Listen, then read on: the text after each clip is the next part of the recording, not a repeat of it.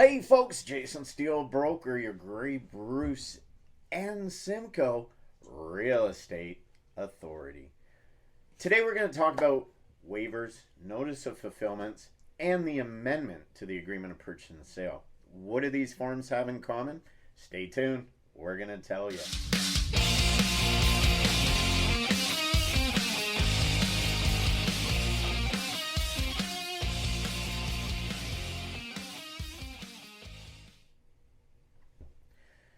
All right, folks, we're back and we're going to discuss the three forms that are used for basically conditions for making a deal unconditional. They're always firm and binding, but they are conditional most of the time.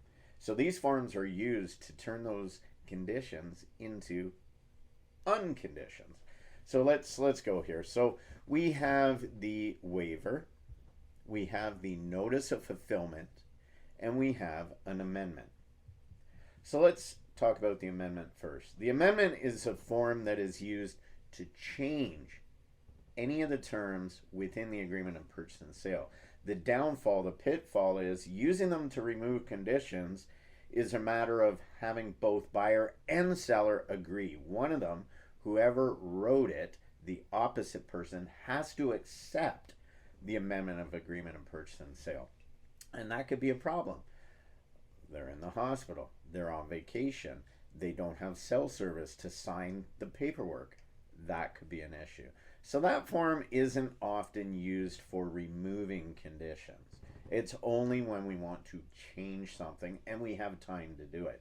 The next form is the waiver. The waiver is the form that has been used the longest and the most. Because you see, in the agreement of purchase and sale, and I just want to pull up an example here. You remember in some of my earlier 101 talks, we talked about that the conditions included for the benefit of the buyer or the seller, whoever wrote it, and may be waived at his sole option. So waiving the condition means you're getting rid of it. Doesn't mean you did it. Doesn't mean you didn't do it. It just means you're waiving it off of the agreement of purchase and sale. Only the person that initiated the waiver has to sign it technically. Now, somebody at the brokerage receiving it has to sign the acknowledgement that they've received it. But once it's been signed by the person who initiated that condition, technically that condition has been fulfilled. And as long as it's been delivered to the address or the email or the mode of delivery for the delivery of documents, then it's deemed to be delivered. So in other words, faxed, emailed, text. So that is the waiver. So you can sign a waiver whether you fulfilled the condition or not, as long as you want it off the agreement of purchase and sale. The next is the notice of fulfillment. Now, most agents use this all the time when they're fulfilling a condition, but technically they are used for a true condition precedent only. So that means a third party has to do something for the condition to be fulfilled. So this isn't like, for example, a home inspection. That's not a true condition precedent.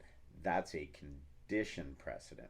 So a true condition precedent would be something like, let's see, where can we go here? So severance. So the offer is conditional upon approval of severance by the municipality. That can only be fulfilled. It cannot be waived because you can't buy the property if it's not severed. So you have to use the waiver. Using the notice of fulfillment is the wrong form, people. Don't use it. If you've got a regular condition precedent, fine. Use the notice of fulfillment, use the waiver, use the amendment.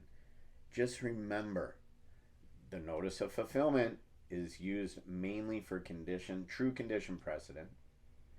The waiver is used for a condition precedent or just removing the condition, which a true condition precedent can't be. I hope I didn't screw you up on that one. And then the amendment, you can use it, but it has to be signed by both parties. So something to keep in mind, folks: waiver, notice of fulfillment, or amendment.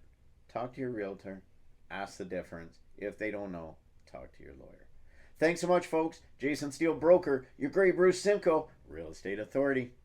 Have a great day.